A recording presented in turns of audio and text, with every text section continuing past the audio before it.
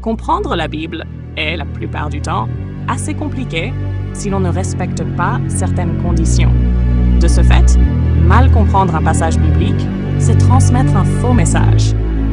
Donner un faux message est l'un des fléaux chez un chrétien, car cela peut le condamner. En réalité, la question qu'il faut se poser face à ce constat est un peu plus complexe. Ce n'est pas le cadre de vie, encore moins la posture ou l'assistance qui compte, mais plutôt la méthode utilisée pour comprendre la Bible. En effet, la méthode est très importante car elle permet de voir un passage sous plusieurs angles pour mieux cerner l'interprétation la plus crédible, sans pour autant se détourner de l'éthique chrétienne. À cet effet, j'ai pu identifier 3 méthodes de compréhension de la Bible. Je vous donnerai l'explication, les avantages et les inconvénients de chacune, sans oublier l'élément clé de chaque méthode. L'intervention du Saint-Esprit. 1. L'effort neutre. C'est la méthode que de nombreux chrétiens utilisent. Elle est basée uniquement sur le Saint-Esprit. Le processus est le suivant.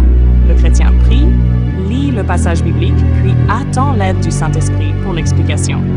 C'est une méthode assez brute, consistant à laisser le Saint-Esprit expliquer le passage. Avantage, il est uniquement spirituel. Le lecteur met en avant ses capacités et sa relation avec Dieu pour ressentir une vibration et comprendre le passage durant sa méditation. Inconvénient, le problème se situe au niveau de l'interprétation. S'il médite sans se poser de questions, il risque de prendre une interprétation primaire, la première idée qui lui vient à l'esprit, souvent conforme à ce qu'il veut entendre. Résultat, l'interprétation peut être illogique, voire contre nature vis-à-vis de la Bible et de l'éthique chrétienne. C'est une base risquée pour enseigner aux autres, car l'intuition du prédicateur devient alors une vérité absolue, inattaquable, sous prétexte que le Saint-Esprit m'a dit. 2. La compétence divinement humaine. C'est la méthode la plus négligée. Elle se base sur l'intelligence humaine, cherchant le pourquoi sous l'inspiration du Saint-Esprit. Le chrétien lit un passage, puis se pose de nombreuses questions. Il utilise toutes ses connaissances humaines, le français, la philosophie et parfois la science. Cette volonté de comprendre provoque une action du Saint-Esprit pour le guider dans sa recherche.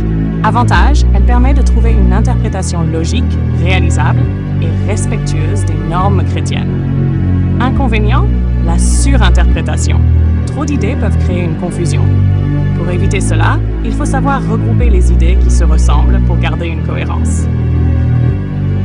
3. La précision divinement incarnée. C'est la méthode la plus rare, voire inexistante. On parle ici d'un être humain spécial, capable d'expliquer de façon juste, claire et nette un passage qu'il entend pour la première fois. Il utilise ses compétences intellectuelles dans une volonté de comprendre ce qui est dit par l'autre, tout en laissant le Saint-Esprit intervenir.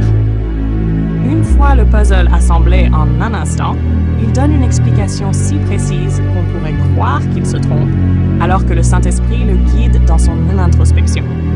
Avantage, donne une réponse immédiate, sensée, simple et généraliste. Inconvénient, c'est la méthode la plus risquée. Un mot qui n'est pas à sa place peut transformer toute l'interprétation et être contredit facilement. Pour résumer simplement, méthode 1, effort neutre. On remet tout à Dieu, parfois par paresse intellectuelle. C'est l'enfant qui attend tout de son parent. Méthode 2, compétence divinement humaine. On travaille avec les outils donnés par Dieu.